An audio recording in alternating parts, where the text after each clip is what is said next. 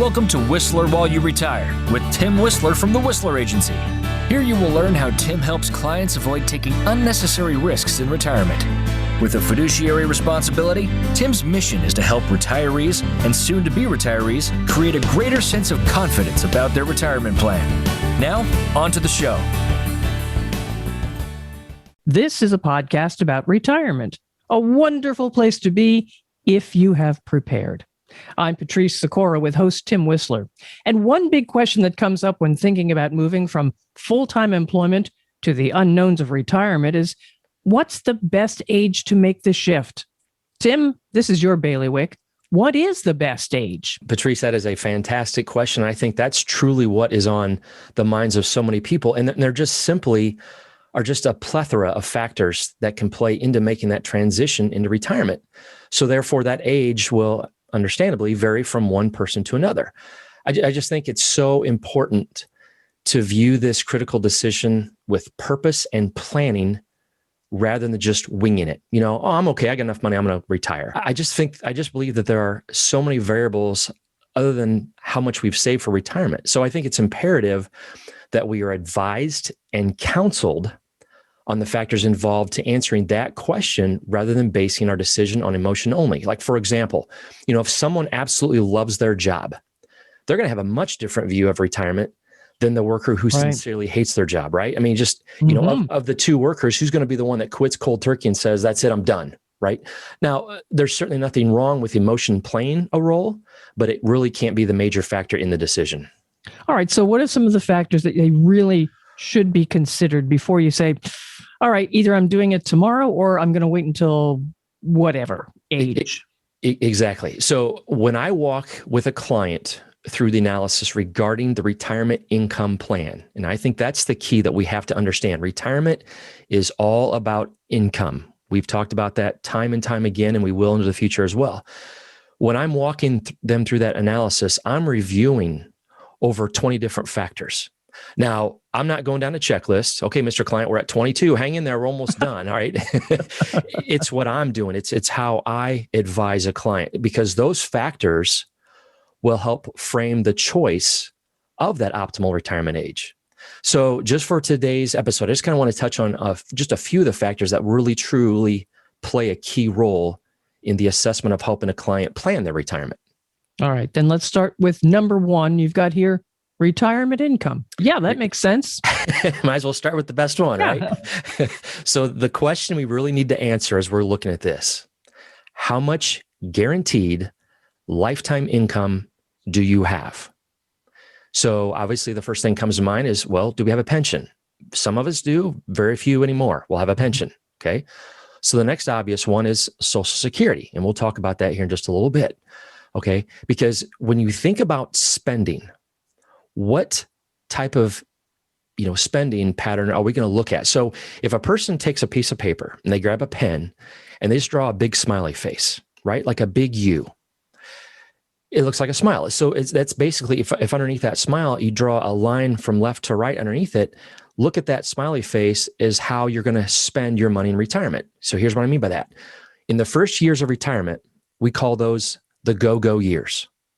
We're retired, we're free, we're going to travel, we're going to go visit the grandkids, we're going to be active in retirement, right? So our expenses might be a little bit higher in our retirement years initially because we're spending money for travel and having spoiling fun. the grandkids, having fun, right? Yeah.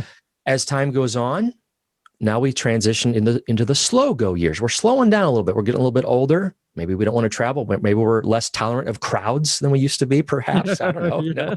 I know I'm getting there. So we slow down a little bit. So maybe we're spending a little bit less. And then as we get even older, now we transition into the no-go years. So we're not traveling as much, but maybe our health isn't quite the way it used to be. So now we're spending money again. So it's kind of a smile face is how we spend our money, okay? Pension maximizations for clients who do have access to a pension and they get handed, 10 pages to say, okay, Joe, here's your pension options. How are you going to include marry or not? Then we look at lump sum. We look at lifetime income. How do the spousal benefits work? We want to really maximize that pension. And I kind of alluded to it just a second ago, but we really want to talk about expenses. We want to make sure that we cover our basic living expenses as well as to identify the expenses for leisure, for the activities, for the fun stuff we're going to do. Mm-hmm.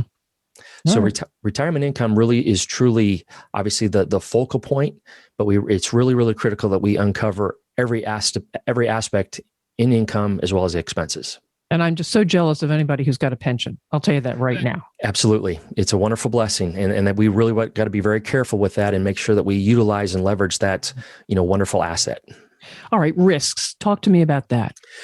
So risks, it is simply imperative that we understand the importance of mitigating risk when we're near and in retirement. I just think far too many people take an imbalanced approach to their risk. Simply put, they just underestimate the damage that risk can do to a plan. And smart people are those who take the key retirement risks off the table.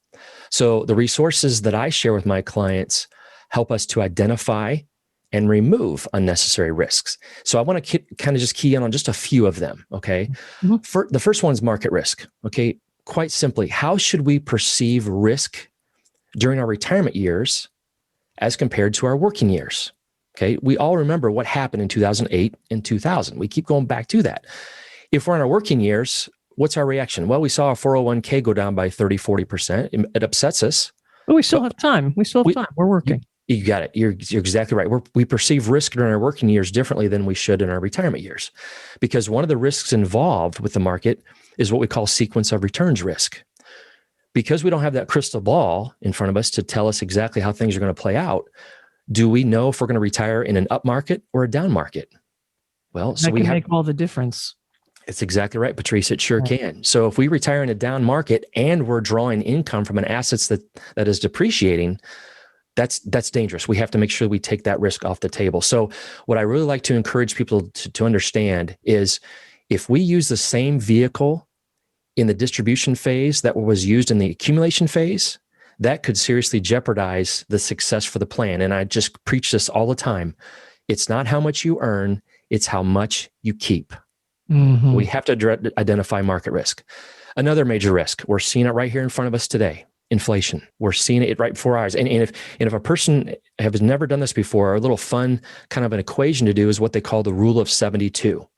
If you take 72 and you divide it by 3, let's just use 3 as an example for an inflation rate. 3 goes into 72 24 times, which basically means at a 3% inflation rate, 24 years from now, it's going to cost you twice what it costs you today. Okay, it has doubled.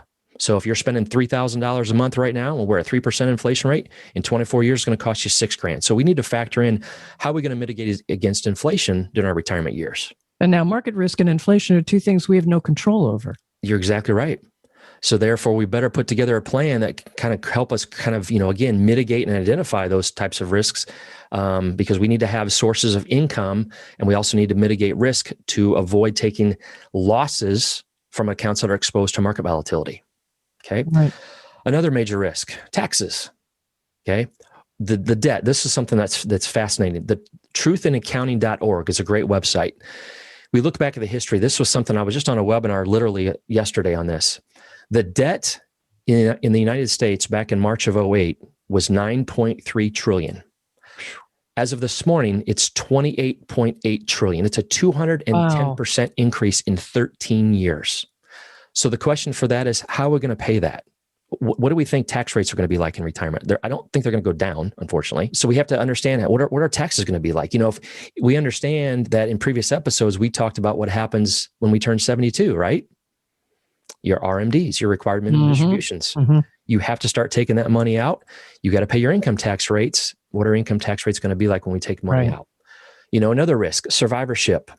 Husband and wife transition into retirement together, and all of a sudden we have the tragedy where one spouse passes away. Now we're going through retirement after losing spouse. There's a reduction in expenses possibly, but also a reduction in income, because if husband and wife are drawing Social Security, the lesser of the two benefits goes away. And then plus you have the psychological impact of the loss of the spouse. So a survivorship risk is something we need to talk about, before it actually happens. And finally, the other risk that I want to identify is what we call longevity. And I firmly believe that this is the multiplier risk, because if you think about this, the longer that you live, the more likely the market's going to crash at some point. Okay. True. True. The longer you live, the more likely you're going to probably need long-term care. Mm-hmm. And the longer you live, the more likely you can withdraw too much money. Oh, you're just full of good things today, aren't you? Aren't I, though? I'm just painting this guy. The longer you live, look out, people. That's right. And it's okay. We just have to understand, because, the life expectancy today for a 65-year-old couple is 30 years. Wow. And I think far too many people just, we stop and think about this. We are living a little bit longer. Why? Because medicine's a little bit better. Technology is a little bit better. For people who are happy in retirement, they're living longer. So my whole point, it's not a bad thing. We just need to plan for it. Okay. Market's going to crash. You're going to need long-term care, withdrawing too much money. Jeez. All right. It's a lot of things to plan for there. So it gives you kind of a second thought. Well, really, do I want to live that long? Yes. That quality of life. Right. Exactly. Right. And so you're living longer. Do you have insurance? Yes, ma'am. That wonderful title of insurance, that definition. So if I'm sitting down with some folks who are before pre-Medicare, what I call pre-Medicare, they're not quite Medicare eligible. The main question we have to ask is, what are we going to do for health insurance if we're retiring before Medicare eligible? If husband and wife are going to retire, is one spouse going to remain in the workforce? So therefore the retiring spouse can draw health benefits from their working spouse. But if neither one are going to have access to group benefits, we have to understand that expense, because that will rock an expense plan in a hurry. If we're coming off of group benefits and we're used to paying $200-$300 a month, now all of a sudden we have to go to the open market and spend 3 times that, 4 times that. We have to understand that. When we are eligible for Medicare, and we talked about this back in episodes 5 and 6, so we'll kind of hit on it again. But again, how we are going to spend our time in retirement may really be a good litmus test and an indicator for what type of option we want to select. Do we want to go Medicare supplement and standalone drug plan? Or do we want to go with the Part C, which is the Medicare Advantage plan, where everything is all bundled together? So again, we want to understand what Medicare options are available and what's it going to cost us. And then, of course, like you said, Patrice, the elephant in the room, long-term care. Mm-hmm. And for the fact that you and I are simply having a conversation and our listeners tuning in, and this is not being directed to any one person, I can be a little more bold here than I would be in person with anybody, because I'm going to flat out say, here's a key planning point. A plan that does not include long-term care expenses is an incomplete plan, period. And we need to go back to episodes 13 and 14, where Bill Comfort and I talked about that, and understanding that health insurance is a critical and a key element in the retirement income plan. And the longer you wait to get it, the more expensive it can be. Yeah. And what are we talking about these days? Well, we have the option of looking at an asset-based approach or the traditional health insurance-based approach. And one is not better than the other. They just work a little bit differently. And so it's a matter, like, for example, if we're going through an analysis and a client maybe has $100,000 sitting off to the side, and I ask the question, okay, Joe and Mary, what's that $100,000 for? Well, maybe just in case, for if we get sick or if we need care. Okay. Well, we could utilize that asset, pivot it from one bucket of money to another bucket of money, and give it an opportunity so that it's worth more than $100,000, so they could spend that down if one or both needed care.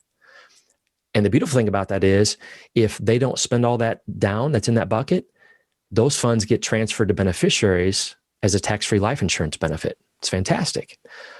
But for the other couple, maybe who doesn't have that type of asset sitting over there, but they're concerned, there are ways in which we could mitigate against long-term care expenses by spending maybe, $150, $300 a month, therefore, on a traditional plan that offers maybe, $1,000, $2,000 or $3,000 a month for expenses if they should show up.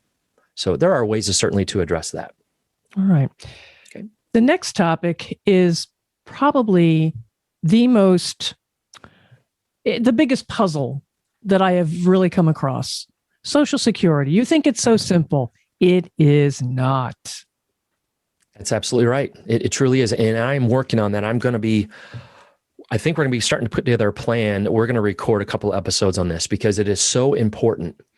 One of the resources that I use as I share information with people and continue to hone my skills and knowledge comes from the American College of Financial Services. In fact, I'm working on another designation right now. I'm a candidate for another designation that I'm working on. So obviously a lot of the training is coming from this, and we talked about Social Security. It's amazing when we look at the statistics where Social Security provides more than 50% of retirement income for 2 and 3 retirees. That's not a lot of money most of the time. I know. You're exactly right. It's not. And then what's even more staggering is that it provides 90% of income for 1 out of every 3. Then you look at widows. This is why when I go through this, when we sit down and start talking about Social Security, I'm just trying to help people understand. I'm not set on a hard, fast rule that we have to delay. That's not how I advise. We just have to look at all the factors. We need to understand that Social Security provides a lifetime of income. It provides survivorship benefits. Mm-hmm. We also have to understand, however, that up to 85% of the benefits can be taxed. Mm-hmm. So we talked about that earlier. Okay, if we're going to turn on RMDs, or we have to start taking minimum distributions out at 72, we know RMDs count as income. The income is taxable, and that taxable income may cause your benefits to be taxed. Okay, so therefore, if we have years ahead of us, we might want to look at delaying turning on benefits while spending down and or converting tax deferred money to tax-free benefits to help leverage Social Security benefits. Because I'm not going to put you on the spot, Patrice, but I'll let you have a fun guess at this. What do you think the percentage of increase in benefits is if we delay from 62 to 70? How much of the benefit increase do you think that is if we delay from 62 to 70? Well, let's see. If it goes up 8% a year, I'm guessing nice. It's a nice increase. You're right. It is. It's a very nice number. A delay from age 62 until 70 will increase benefits by 76%. That's incredible. It is incredible. And it's one that needs to be taken seriously, because far too often, far too often I see people slip into that temptation of having that emotional entitlement mindset. Well, I've paid into it all these years. I'm going to turn it on as soon as I have access to it. Right. Well, again, it's your money. It's not mine. And I'm going to sleep very well tonight, regardless of your decision. However, let's look at this from an educational approach rather than just an emotional approach, especially if we have a spouse involved. So you're exactly right. We're going to hit on this in future episodes and really drill deep into understanding the world of Social Security and how important of a role it will play in our retirement. Quickly talk about the spouse. You just mentioned that. Why is that so important?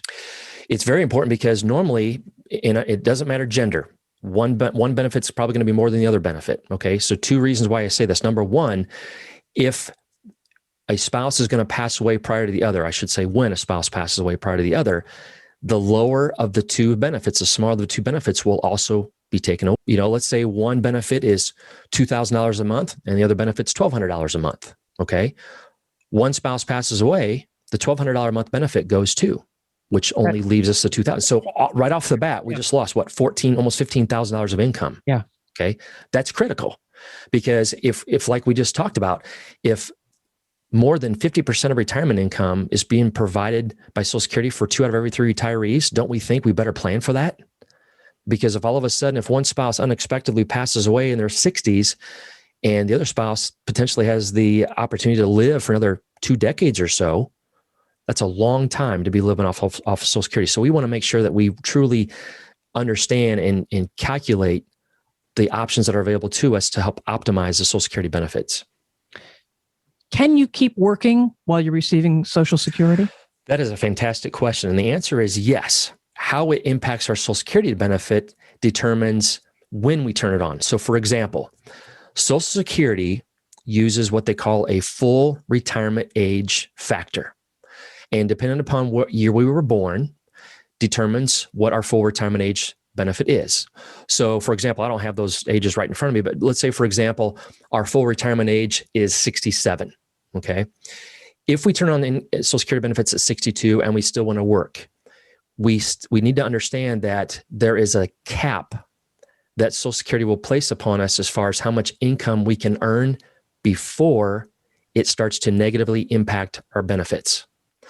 But once we hit the full retirement age benefit, then the cap is different. It's actually, most of the time, it's removed from the standpoint of, if you're drawing Social Security benefits and you want to work too, as long as you've achieved your full retirement age, it really doesn't, it's not impact as much as it is if you turn it on prior to your full retirement age. And that impact can be pretty substantial. That's exactly right. Yeah. So again, that's one of the questions that I ask somebody, when we're kind of going in through this, and this is a great transition into my 5th point here. What are we going to do in retirement? Are we going to work a little bit? Just because we're retiring from maybe a 40+ hour work week, does that mean we're done completely earning W-2 wages? Not really. not too much. Some people like to, well, I want to stay busy. I want to, I don't want, the wives are like, no, get him out of here. He's going to be in my way. Go find something to do, go make $1,000 a month. Well, that's fine. But we kind of want to factor all that in because like you said, if we turn on Social Security early and then maybe all of a sudden our expertise is available at another company, they're like, hey, you are so good at this. We've been following you for so many years. Would you come and consult with us? Sure. We'll just ask you to work 25 hours a week. Okay, great. All of a sudden, boom, they're making another 50 grand a year. Oh, yeah. And they've already turned on Social Security. That may not be the best decision. So that's why one of the questions that I walk a client through when we're doing the analysis is, okay, describe for me what your day is going to look like. Are you going to work some, little, or none? And especially if we're below full retirement age, we really truly want to factor in that lifestyle when it comes to earned income and the relationship it has with Social Security. And I wouldn't be surprised if somebody says, oh, I'm going to retire. I'm going to play golf and I'm going to be happy and wonderful. And 3 months into it, they say, you want fries with that? Let me find a job, That's right. I'm bored. I got to go do something. Bored. Yes. Yes. All right, Tim, what questions should our listeners be thinking about when they contemplate retirement? Here's just a few. One of the things that we need to also understand about retirement is the adapting to it. The social element of retirement. If you think about the social element of working, all those years we worked either in the office or on the factory line or with clients, there's a social element. All of a sudden you take that away, right? Now we're living full time. You can become a curmudgeon. Exactly. That's exactly right. We're living full time at home. I mean, there are times when I'm having conversations with folks at their kitchen table. Sometimes I feel like I need to put on a referee shirt. Sometimes it's like, it's not that bad. I'm obviously exaggerating, but it's fun, that dynamic of husband and wife. All of a sudden now, the spouse who was working all these hours per week is now home full time. That's a different adaptation. So I think some good questions to think about this is define what retirement means to you. That word retirement is different for everybody. So define it, sit down with pen and paper and what does retirement look like for you? Then think about, okay, what do I or we, if we're talking husband and wife together, what do I want to do in retirement? Like you said, am I going to play golf? Am I going to, pick up a new hobby? Am I going to volunteer? Are we going to travel and see the grandkids? We're going to travel and see the world. What's my day going to look like in retirement? Okay. And then, like I said earlier, will I quit work altogether or will I work part-time for a few years? And if so, what type of earned income are we kind of forecasting? Okay. When we're not working, what do you want to do with your leisure time? Because will that leisure time be free? I want to catch up. I want to catch up on some books, or I want to binge watch some series of TV. Okay. Those don't cost us money, but maybe I want to pick up a new hobby. I want to do some woodworking. Okay, well, I need to go buy some saws and I got to go buy some boards and everything. Okay, that's leisure time, but it's going to be expense. So have we factored that expense? Mm-hmm. If you're married, when is your spouse retiring? Is it going to be a joint retirement? We're going to quit the exact same day and hit the cruise the next weekend? Or is it going to be a difference? Is it going to be a staggered retirement for husband and wife?